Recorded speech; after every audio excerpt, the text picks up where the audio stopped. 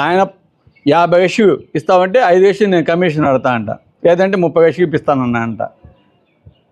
Okay, అట్లా తీసుకున్నా కూడా 30 లక్షలు నేను ఇప్పిస్తే గ్రేటే కదా. ఈరోజు 18 లక్షలు ఇప్పిస్తానంటున్నాడు. 50 లక్షలు ఇప్పిస్తానని చెప్పి కలెక్టర్ చేత ఇంటికి ఎవరైతే భూములు కోల్పోయారో వాళ్ళకి ఇంటికి ఉద్యోగం ఇప్పిస్తానని చెప్పి రాయించి ఆ తర్వాత గాని తీసుకుంటామని చెప్పిన వ్యక్తి ఈరోజు ఏమయ్యాడు, ఎటుపోయాడు, ఎక్కడ కాపలా కాస్తున్నాడు? ఆయన టైం లేదు, ప్రజల సమస్యలు ఆయనకి టైం లేదు. ఎవరిని ఎత్తి జైలు వేద్దామా, ఎవడు వ్యతిరేకంగా మాట్లాడితే వాళ్ళ మీద ఆడ కత్తులు పెట్టి, దొంగ కేసులు పెట్టి, ఎస్సీ ఎస్టీ కేసులు పెట్టి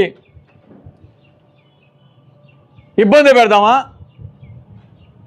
అన్నది తప్ప ఈరోజు ఆయన చేసేదంతా ఏదైతే ఎలక్షన్స్లో చెప్పాడో అతను అన్ని అబద్ధాలు. ఎందుకంటే ఆయన టీచర్ కదా, బాగా ధారాళంగా మాట్లాడతాడు. మేము ఆయన బాగా మాట్లాడగాం కొద్దిగా. ఈరోజు ఆయన చేసేది మొత్తం ఏందో మీకు తెలుసు కదా.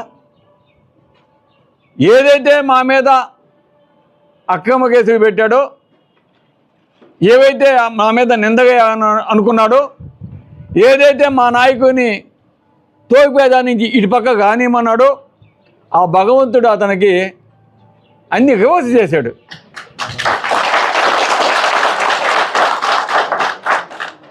ఎక్కువ మాట్లాడి తెలుసుకోలేదు, తర్వాత చాలా ఉంది. ఎందుకంటే పోయినసారి చెప్పిన 70 mm 35 mm ఇంకా టైం ఉంది దానికి.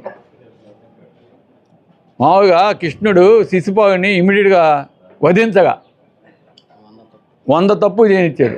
అట్టాగే మేము కూడా కొద్దిగా వెయిట్ చేస్తాం.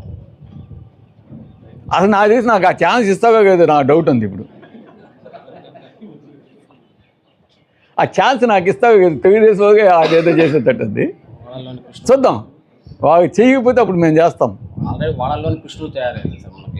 కాబట్టి ఈరోజు తీర ప్రాంత ప్రజలు, తీర ప్రాంతంలో ఉన్న గ్రామ ప్రజలు, తీర ప్రాంతంలో ఉన్న మత్స్యకారులు ఈరోజు ఎవరిని మోసం చేస్తున్నారు?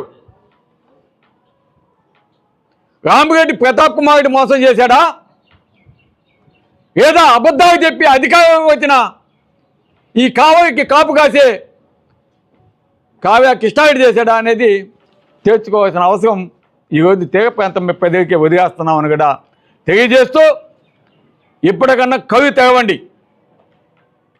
మన భూమిని మనం కాపాడుకోగా, మన ప్రాంతంలో మనకి గిట్టుబాటు ధర వచ్చేదాకా తప్పకుండా మనం అంతా కూడా కలిసికట్టుగా పోరాడదాం. దేనికైనా నేను ముందుంటాను. ఎట్టి పరిస్థితుల్లో కూడా